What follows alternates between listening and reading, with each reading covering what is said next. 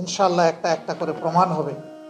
আমরা খুবই আশাবাদী যে সবগুলা ছিল এই সহস্রাব্দীর সবচেয়ে বড় মিথ্যাচার। দোয়া করি আল্লাহ তাআলা তাদেরকে মর্যাদাবান শহীদ হিসাবে কবুল করুন।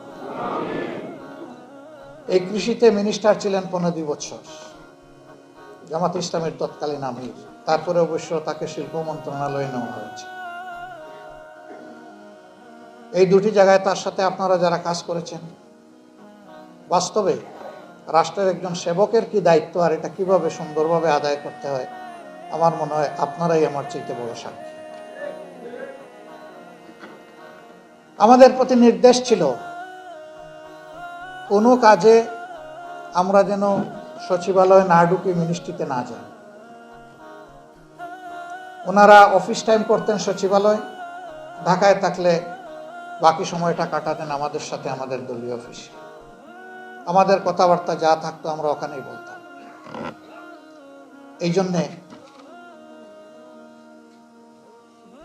ক্ষমতার 1.5 বছরের মাথায় বা ওই সরকারের 1.5 বছরের মাথায় মানবজমিন পত্রিকায় একটা রিপোর্ট করেছিল 2 মন্ত্রীর আলাদা জগৎ।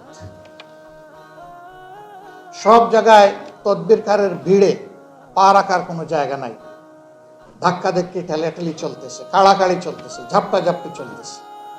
এখানে ওই রকম কোনো ভিড় নাই, কোনো মানুষ নেই। যার যার জায়গায় সবাই তার তার মতো করে শান্তিপূর্ণভাবে কাজ করছে।